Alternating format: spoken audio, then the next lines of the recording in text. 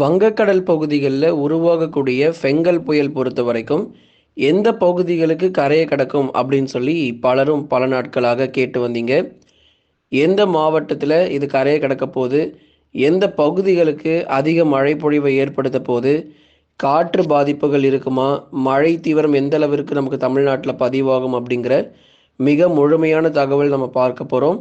தயவு செய்து கடைசி வரைக்கும் வானிலை அறிக்கை கேட்டு பயன்பெற்றுக் கொள்ளுங்க. இந்த ஒரு நிமிஷம் கேட்கறது, 2 நிமிஷம் மட்டும் கேட்டு போகிறது, இப்படிலாம் இருந்தீங்கன்னா உங்கள் மாவட்டத்தில் மழை வருமா வராதானே தெரியாமல் போயிடும். அதனால் ஆரம்பம் முதல் இறுதி வரைக்கும் வானிலை அறிக்கையை கேட்டு பயன்பெற்றுக் கொள்ளுங்க. வங்கக்கடலில் வரக்கூடிய நாட்கள், அதாவது நவம்பர் 23ஆம் தேதி சொல்லியிருந்தோம் இல்லையா, அந்த தேதியில் தான் ஃபெங்கல் புயல் பொறுத்த வரைக்கும் உருவாகிறதுக்கான வாய்ப்புகள் ரொம்ப அதிகமாக இருக்குது. நவம்பர் 23, 24 ஃபெங்கல் புயல் பொறுத்த வரைக்கும் உருவாகிறோம். ஒரு தாழ்வு பகுதியாக உருவாகி வலுப்பெற்று தாழ்வு மண்டலமாக மாறி அதன் பிறகு புயல் சின்னமாக மாறி இது ஃபெங்கல் புயல் அப்படிங்கிறத நம்ம பார்க்க போகிறோம். ஆகவே இந்த புயலானது தீவிர புயலாக வங்கக்கடலில் கண்டிப்பாக இருக்கும். வங்கக்கடல் பகுதிகளில் தாழ்வு பகுதி உருவாகி புயலாக மாற வாய்ப்புள்ளது. புயலாக மாறிய பிறகு இதற்கு பெயர் ஃபெங்கல் அப்படின்னு சொல்லி வைப்பாங்க. இப்போ இந்த ஃபெங்கல் புயல் பொறுத்த வரைக்கும் கடலில் இருக்கிற வரைக்கும் ரொம்ப ரொம்ப ஒரு தீவிர புயலாக இருக்கும்.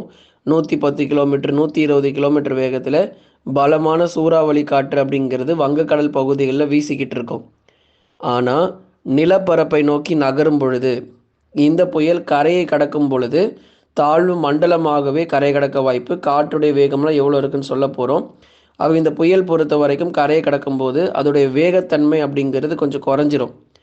இப்போ உதாரணமாக வங்கக்கடல் பகுதிகளில் ஒரு தாழ்வு பகுதி இப்போ உருவாகி அது புயலாக மாறி நம்ம எந்த பகுதிகள் அப்படிங்கிறது ஏற்கனவே நம்ம சொல்லியிருக்கிறோம்.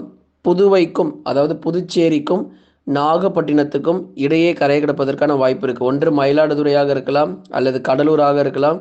இந்த புதுச்சேரிக்கும் நாகப்பட்டினத்துக்கும் இடையே கரை கிடப்பதற்கான வாய்ப்புகள் அதிகமாக எதிர்பார்க்கப்படுது. இன்னும் நமக்கு அடுத்தடுத்து வரக்கூடிய நாட்களில் உங்களுக்கு எந்த ஊர் அப்படிங்கிறதையும் நம்ம மிக துல்லியமாக சொல்கிறோம். தற்போதைய நிலவரப்படி புதுவைக்கும் நாகப்பட்டினத்துக்கும் இடையே கரையை கடக்கக்கூடும். இந்த புயலானது ரொம்ப தீவிர புயலாக மாறி தமிழ்நாட்டை நோக்கி தான் நகரப்போகுது. அதனால் ஆந்திரா போகுமா இல்லை ஒரிசா போகுமான்லாம் சந்தேகமே தேவையே இல்லை. 100% தமிழ்நாடு தான். அதில் வாய்ப்பு எதுலையுமே நமக்கு மாற போகிறதில்ல. இப்போ புயலாகவே கரையை கடக்க போதா இல்லை தாழ்வு மண்டலமாகவே இது கரையை கடக்க போதா அப்படிங்கிறது தான் மிக முக்கியமாக பார்க்கப்படுது.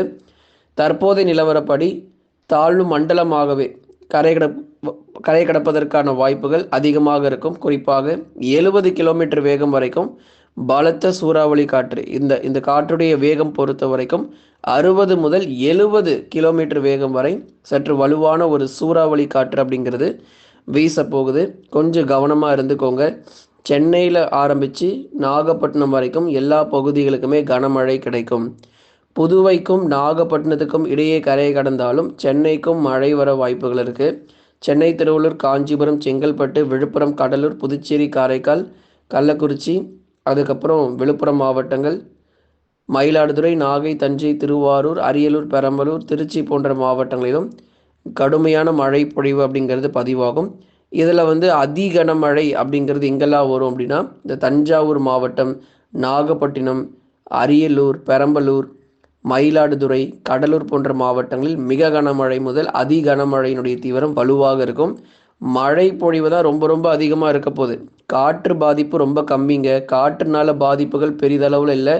70 முதல் 80 கிலோமீட்டர் வேகம் வரைக்கும், 60 முதல் 70, சில சமயங்களில் 80 கிலோமீட்டர் வேகம் வரைக்கும் கடலோர பகுதிகளில் பலத்த சூறாவளி காற்று அப்படிங்கிறது வீச வாய்ப்பு. ஆனால் காற்றுடைய சேதத்தை விட நமக்கு மழை சேதம் தான் ரொம்ப அதிகமாக இருக்க போகுது.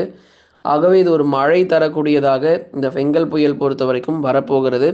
வங்கக்கடலில் இது ஒரு தீவிர புயலாக காண்பித்து கொண்டாலும் கரையை கடக்கும் போது அதோடைய வேகத்தன்மை சற்று குறைந்து மழை பொழிவுகளாகவே கொட்டி தீர்க்க போது கடலோர மாவட்டங்கள் முழுவதும் அதிக பயன்பெறும். நாகப்பட்டினத்துக்கு நேரடியாக இந்த புயல் போகுமான்னு நிறைய பேர் கேட்டிருந்தீங்க. அதுக்கான வாய்ப்புகள் ரொம்ப குறைவு. அதுதான் நம்ம சொல்லியிருந்தோம். இந்த திசை மாற்றம் இருக்கும். ஏன்னா நிறைய பேர் நாகப்பட்டினம் தான் போக போகுது, நேரடியாக நாகப்பட்டினத்தில் தான் கரையை கடக்க போகுது அப்படின்னு சொல்லியிருந்தீங்க. நேரடியாக நாகப்பட்டினம் போகாதுங்க. புதுச்சேரி மற்றும் நாகை இந்த பகுதிகள், இன்னும் சொல்லப்போனால் அந்த மரக்காணம் பகுதியிலிருந்து நாகப்பட்டினத்துக்குள்ள இந்த புயல் வந்து கரை கடப்பதற்கான வாய்ப்பு இருக்குது. அதில் குறிப்பாக ஒன்று கடலூர் பகுதியாக இருக்கலாம், அப்படி இல்லைனா மயிலாடுதுறை பகுதியாக கூட இது கரையை கடக்கும்போது இருக்கும். அதுதான் எந்த ஊர் அப்படிங்கிறத வரும் நாட்களில் நம்ம துல்லியமாக சொல்கிறோம். இப்போதைக்கு இந்த பகுதிகளில் கரையை கடக்கலாம் அப்படின்னு எதிர்பார்க்கப்படுது. ஆனால் காற்றுனால பயப்பட தேவையில்ல, மறுபடியும் சொல்கிறோம். ஏன்னா 80 கிலோமீட்டர் வேகம், 70 முதல் 80 கிலோமீட்டர் வேகம் வரைக்கும் காற்றுடைய தீவிரம் அப்படிங்கிறது இருக்கும். ஏன்னா பொதுவாக புயல் அப்படின்னாலே 90 கிலோமீட்டர் இருந்தால் மட்டும்தான் அது ஒரு புயலாக கருதப்படும். ஆனால் இது வங்கக்கடலில் இருக்கும்போது 110 120 கிலோமீட்டர் வேகத்தில் பலமான சூறாவளியாக வீசினாலும் கரையை கடக்கும் பொழுது அதனுடைய காற்றுடைய தீவிரத்தன்மைங்கிறது கொஞ்சம் குறைஞ்சி மழை மட்டும் ரொம்ப ரொம்ப அதிகமாக வந்து பதிவாகும். ஏன்னா காற்றுடைய தீவிரம் குறைஞ்சிருச்சுங்கிறதுனாலே மழை வந்து ரொம்ப எப்பயுமே நமக்கு ரொம்ப அதிகமாக இருக்கும். இந்த சுற்று மழை பொழிவும் கனமழை முதல் மிக கனமழையும், கடலோரம் மற்றும் கடலொட்டிய பகுதிகளில் அதி கனமழையும் கண்டிப்பாக பதிவாகிரும். வெள்ளப்பெருக்கு இருக்குமா? எந்த மாற்றமும் இல்லை, கண்டிப்பாக இருக்குது. ஒரு தாழ்வு மண்டலமே வந்து வந்துக்கிட்டு இருக்குது தமிழ்நாடு பகுதிகளில். அப்படிங்கிறப்போ நிச்சயமாக வெள்ளப்பெருக்கு இருக்கும். மயிலாடுதுறை மாவட்டங்கள் பாதிக்கப்படும், தஞ்சாவூர் பாதிக்கப்படும், திருவாரூர் பாதிக்கப்படும், அதுக்கப்புறம் நாகப்பட்டினங்கள் அதிக அளவில் நமக்கு வந்து பாதிப்புகள் ஏற்படும். கடலூர், புதுச்சேரி, காரைக்கால், கள்ளக்குறிச்சி, விழுப்புரம் இந்த பகுதிகளெலாம் பாதிப்புகள் கொஞ்சம் அதிகமாகவே இருக்கும். ஏன்னா இந்த பகுதிகளில் காற்று பாதிப்பு சொல்ல வரல, மழை பொழிவு அதிகமாக இருக்கும். நிச்சயமாக இது ஒரு ஆழ்ந்த காற்றழுத்த தாழ்வு மண்டலமாகவே இது கரையை கடக்கும் பொழுது காற்றுடைய வேகமும் 60 முதல் 70 வரை, சில சமயங்களில் 80 வரைக்கும் வீச போகுதுங்கிறதுனால நிச்சயமாக கடலோரம் மற்றும் கடலொட்டிய பகுதிகள் இருக்கிறவங்க உஷாராக இருந்து தாங்க ஆகணும், வேறு வழி கிடையாது. அடுத்து வரக்கூடிய 2 நாட்களுக்கு மழை எப்படிங்க இருக்கும், இன்றைக்கும் நாளைக்கும் மழை எப்படி இருக்கும் அப்படின்னு சொல்லி கேட்டிருந்தீங்க. அடுத்து வரக்கூடிய 2 நாட்களுக்கு டெல்டா மாவட்டத்தினுடைய கடலோர பகுதி, அதுக்கப்புறம் டெல்டா மாவட்டத்தினுடைய உள்பகுதிகளில் அந்த தஞ்சாவூர், திருவாரூர், திருச்சி, புதுக்கோட்டை இங்கே எல்லாமே அந்த டெல்டா மாவட்டங்கள் முழுவதுமாகவே சில சமயங்களில் ஒரு சில சமயங்களில் விட்டு விட்டு கனமழையானது ரொம்ப தீவிரமாக இருக்கும். அதிகாலை நேரம் மழை வாய்ப்புகளை எதிர்பாருங்க. சில நேரங்களில் இரவு நேரம், நள்ளிரவு நேரங்களில் மழை இருக்கும். கடலோரம் மற்றும் கடலொட்டி இடங்களில் பரவலாக மழை பொழிவு உண்டு. தென் மாவட்டத்தினுடைய கடலோர பகுதிகளிலும் ஒரு சில இடங்களில் பரவலாக நீங்கள் மழை எதிர்பார்க்கலாம். தென் மாவட்டத்தில் தூத்துக்குடி, திருநெல்வேலி, கன்னியாகுமரி, ராமநாதபுரம் போன்ற மாவட்டத்தில் விட்டு விட்டு கனமழையானது நிச்சயமாக இருக்கும். அடுத்து வரும் 2 தினங்களுக்கும் கடலோர மற்றும் கடலொட்டிய பகுதிகளுக்கு மட்டும் கனமழை இருக்குது. டெல்டா மாவட்டங்கள் மற்றும் தென் மாவட்டங்களில் கடலோர மற்றும் கடலொட்டிய பகுதிகளுக்கு மட்டும் பரவலாக மழை பொழிவு அப்படிங்கிறது அதிகமாக எதிர்பார்க்கலாம். நண்பர்களே, நீங்கள் மறக்காமல் லைக் பண்ணுங்கள், சப்ஸ்கிரைப் பண்ணி தொடர்ந்து சப்போர்ட் பண்ணுங்கள்.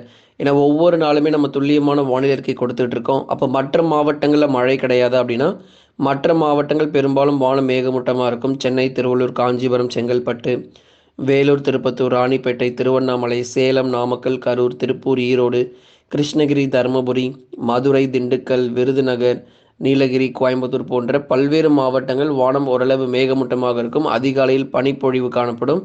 கடலோர மாவட்டங்களில் மட்டும், அந்த கடலோரம் மற்றும் கடலொட்டிய பகுதிகளில் மட்டும் கனமழையானது எதிர்பாருங்கள். லைக் பண்ணுங்கள், சப்ஸ்கிரைப் பண்ணி தொடர்ந்து சப்போர்ட் பண்ணுங்கள்.